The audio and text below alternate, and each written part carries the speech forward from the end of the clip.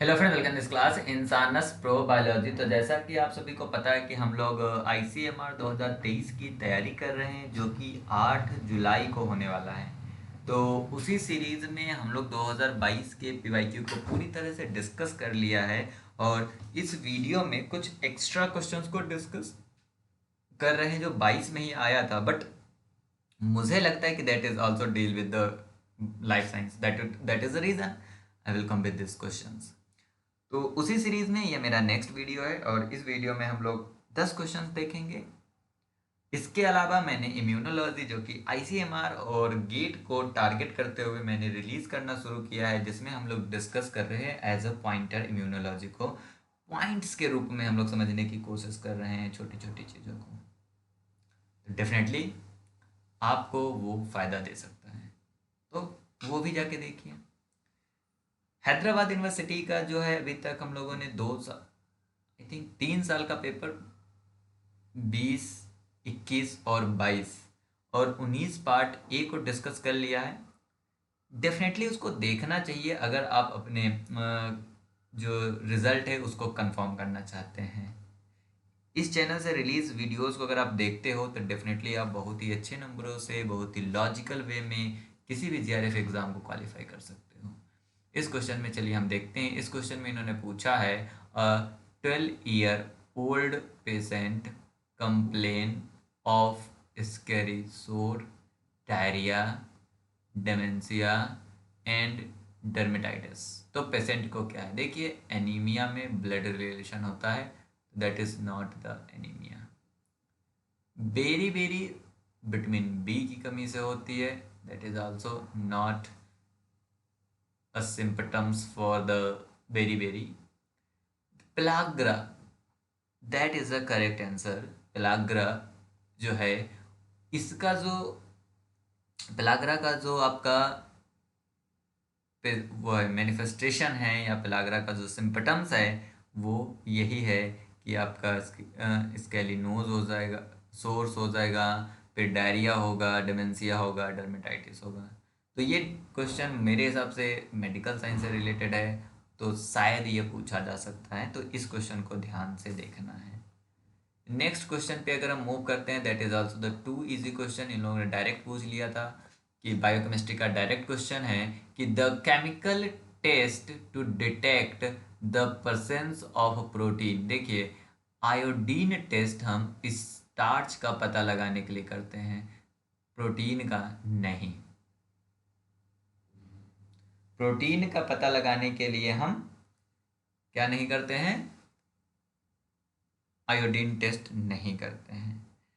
अगला अगला इसी में आपके पास ऑप्शन है, जो कि क्या है, बायूरेट टेस्ट। डेफिनेटली आपने कहीं ना कहीं ये बात जरूर सुना होगा, और ये बीएससी बायोकेमिस्ट्री में आपने इसको पढ़ा भी होगा कि हम बायूरेट टेस्ट करते हैं to find out the protein.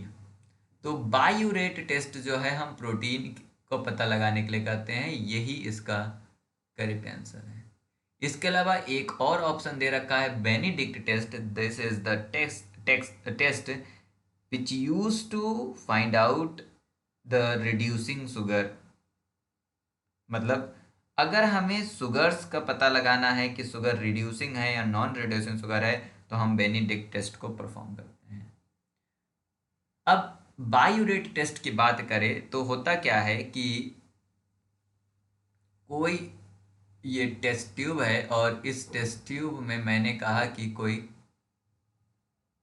यहाँ पे कुछ मटेरियल है, और एक और टेस्ट ट्यूब है, और इस टेस्ट ट्यूब में भी मटेरियल है। देखिए, इस तरह के टेस्ट जो है हैदराबाद में भी पूछे गए, और वहाँ पे मैंने बहुत सारे टेस्ट एक्सप्लेन किया है कि शुगर मॉलिक्यूल के लिए कौन सा होता है, प्रोटीन के लिए कौन सा है। तो जाके देखो, डेफिनेटली वो हेल्प करेगा। अगर कोई भी, जैसे यहाँ पे दो पॉसिबिलिटी है, एक पॉसिबिलिटी है कि एक आपको पर्पल कलर दे जब हम बायूरेट ऐड करते हैं। अगर हमारे पास पर्पल कलर दे रहा बायूरेट टेस्ट में, तो इसे हम बोलते हैं पॉजिटिव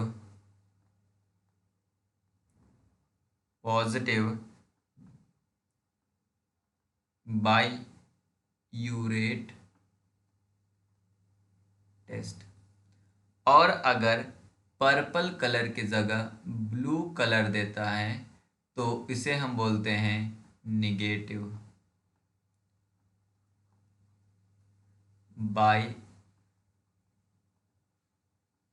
बाइयूरेट टेस्ट। जो आपका पॉजिटिव बाइयूरेट टेस्ट है, इसका मतलब है कि इस टेस्ट ट्यूब के पास क्या है, प्रोटीन है। क्या आपका प्रोटीन है। तो बाइयूरेट टेस्ट करता क्या है, बाइयूरेट टेस्ट का मेन मोटो क्या है, या वो क्या करता है, क्या पता लगाता है, इसके बारे में अगर हम डिस्कस करें तो यह प्रोटीन को पता लगाता है। क्यों, कैसे? To detect peptide bond. तो अगर आपसे कोई पूछे कि पेप्टाइड बॉन्ड का पता लगाने के लिए कौन सा टेस्ट किया जाता है, तो उसका भी आंसर क्या होगा, biuret test. Peptide bonds between amino acid, okay. Peptide bond का पता लगाने के लिए बाइयूरेट टेस्ट किया जाता है। तो दैट इज करेक्ट आंसर कि प्रोटीन को पता लगाने के लिए हम बाइयूरेट टेस्ट करते हैं, स्टार्च का पता लगाने के लिए आयोडीन, और रिड्यूसिंग और नॉन रिड्यूसिंग शुगर का पता लगाने के लिए हम बेनेडिक्ट करते हैं। अगला केमिस्ट्री से पूछा गया है। डेफिनेटली आपने 12th में पढ़ा होगा कि अगर हम मिल्क की बात करें तो मिल्क में तुम्हारा दो तरीके की दो कंपाउंड है, एक है वेजी प्रोटीन्स और दूसरा है केसीन। तो केसीन जो होता है कोलाइडल सस्पेंशन होता है, बट वहीं पे अगर हम वेजी प्रोटीन की बात करेंगे तो यह जो है आपका कोलाइडल सोल्यूशन होगा। तो ये 12th से क्वेश्चन पूछा गया था, बट हम केमिस्ट्री का था, दैट इज द रीजन कि मैंने उसको यहाँ पे इनकारपोरेट कर रखा है। करेक्ट आंसर है कोलाइडल। नेक्स्ट क्वेश्चन की अगर बात करते हैं, नेक्स्ट क्वेश्चन में पूछा गया है कि protein content of the human milk. ये डायरेक्ट आपको याद होना चाहिए कि प्रोटीन कंटेंट जो होता है वो होता है 1.1 ग्राम पर 100 ml। 1.1 ग्राम एक 100 ml में आपका होता है प्रोटीन कंटेंट। ये डायरेक्ट आपको याद होना चाहिए कि प्रोटीन कंटेंट कितना है ह्यूमन मिल्क में, तो 1.1 ग्राम पर 100 ml। यहाँ पे एक क्वेश्चन है, ये अपने कहीं ना कहीं जरूर पढ़ा होगा अपने एनसीईआरटी से, क्वेश्चन 12th में पूछा जाता है कि अगर आप प्रोलॉन्ग्ड स्टारवेशन पे है तो ब्रेन जो है वो एनर्जी कहाँ से लेती है। तो याद रखिएगा, जब अगर आप लॉन्ग टर्म पे स्टारवेशन में है तो ब्रेन जो एनर्जी लेती है वो फैट से लेती है। अगर आप लॉन्ग टर्म में स्टारवेशन पे है तो ब्रेन एनर्जी कहाँ से लेती है, फैट से लेती है। ये क्वेश्चन बहुत ही आसान है, पर इसको बताने से पहले हम आपको स्ट्रक्चर बता दें जिससे कि आपको समझ में आए कि हम क्यों बताना चाहते हैं। और लेकिन हाँ, जितना ऑप्शन दिया उतने ही स्ट्रक्चर बताएंगे हम। ल्यूसिन की बात करें,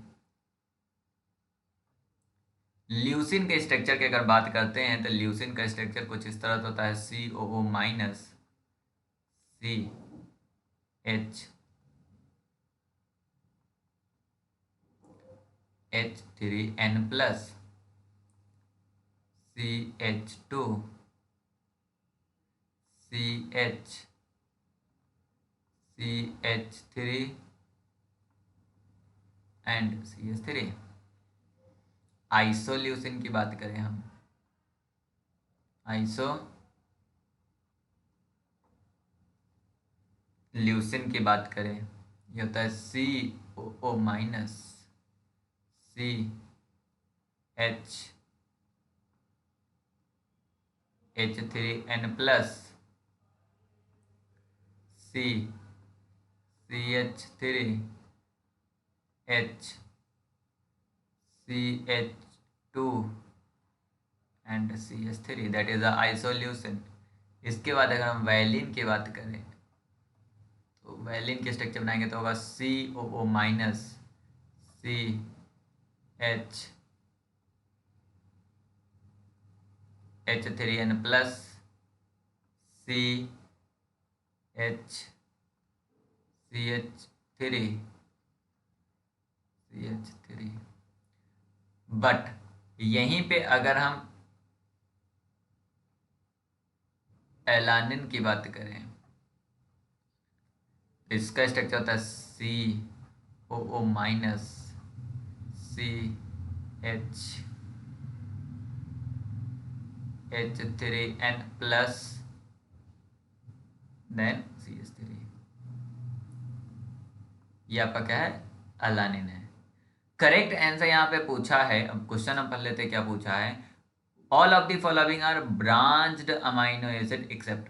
कौन सा इसमें अनब्रांच्ड है? यहाँ पे देखो, ब्रांच्ड अमाइनो एसिड का मतलब है जिसका साइड चेन में ब्रांच हो।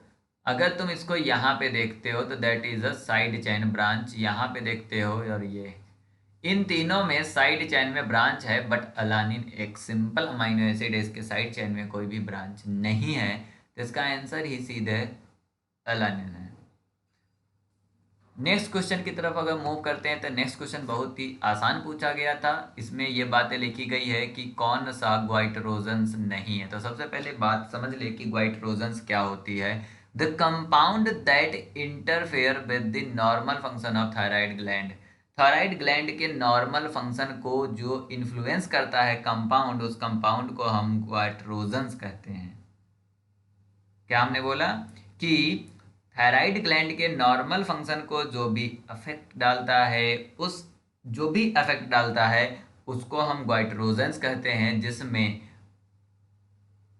ग्वाइटरिन्स, थायोसाइनेट्स और फ्लेवेनॉइड्स होते हैं जो कि ग्वाइटरोजन्स की तरह होते हैं। पर क्वेश्चन में पूछा गया था which of the following is not a type of the goitrogens. Definitely polysaccharide, that is a carbohydrate, not the goitrogens, that is a carbohydrate। इसके अलावा ग्वाइटरिन्स, थायोसाइनेट्स एंड फ्लेवोनॉइड्स ये सब के सब ग्वाइटरोजन्स की तरह बिहेव करते हैं। ग्वाइटरोजन्स क्या होता है? जो थायराइड ग्लैंड के नॉर्मल फंक्शन को इन्फ्लुएंस करता है। ये क्वेश्चन भी काफ़ी इजी है। इनमें पूछा था in the human body the chemical digestion of protein begins in which of the following organ. याद रखिएगा कि जो आपका प्रोटीन का जो डाइजेशन है वो स्टमक से स्टार्ट होता है, और शुगर का कहाँ से होता है? माउथ से। शुगर का कहाँ से होता है? कार्बोहाइड्रेट का कहाँ से होता है? माउथ से। पर प्रोटीन का कहाँ से होता है? स्टमक से, क्योंकि पेप्सिन निकलता है। ये बहुत इजी था। ये क्वेश्चन को थोड़ा समझना है। इसमें मैं आपको एक और इन्फॉर्मेशन दूंगा because that is a very, ये क्वेश्चन मुझे 2 से 3 जगह मिल चुका है कि limit of tolerable noise exposure for the man. तो इसका तो डायरेक्ट आंसर है कि 85 डेसिबल से ज़्यादा का जो है, इससे ज़्यादा अब नॉइज नहीं सुन सकते। बट यहाँ पे जो टर्म लिखा है dB, that is the unit of sound, unit of sound. अब यहाँ से एक क्वेश्चन बहुत मुझे जो मिला है वो ये है कि क्वेश्चन में पूछ रहा है प्रेजेंट टाइम में कि ये जो डेसिबल है वो साउंड का क्या बताता है, फ्रिक्वेंसी या एम्पलीट्यूड। तो सबसे पहली बात, यूनिट ऑफ साउंड जो है वो आपका है डेसिबल, जो कि यह जो है आपका साउंड इंटेंसिटी बताता है। क्या बताता है? Sound intensity. और साउंड इंटेंसिटी में भी ये एम्पलीट्यूड बताता है। साउंड इंटेंसिटी में क्या बताता है? एम्पलीट्यूड बताता है। ये भी क्वेश्चन काफ़ी सरल था। अगर आप जूलॉजी कहीं पढ़े होंगे तो डेफिनेटली इसको पता होगा कि सिस्टी सर्कस लार्वा कहाँ पे होता है। टीनिया सोलियम का जो लार्वा है उसे हम सिस्टी सर्कस लार्वा कहते हैं। डेफिनेटली आपने टीनिया सोलियम का लाइफ साइकिल पढ़ा ही होगा। तो ये काफ़ी इजी क्वेश्चन था, इसलिए मैं इसको लेके आया। लेकिन मे बी आप इसे भी थोड़ा देख ले, क्योंकि यह भी पूछा जा सकता है। तो अगर ये पूछा जा सकता है तो इसलिए आपको इसको देख के एक बार देख लेना चाहिए, जिससे कि ऐसे क्वेश्चंस को आप मिस्टेक ना कर सको और आप इसमें भी अच्छा नंबर ला सको। Thank you for watching this video. अगले वीडियो में हम लोग मिलते हैं। Bye bye.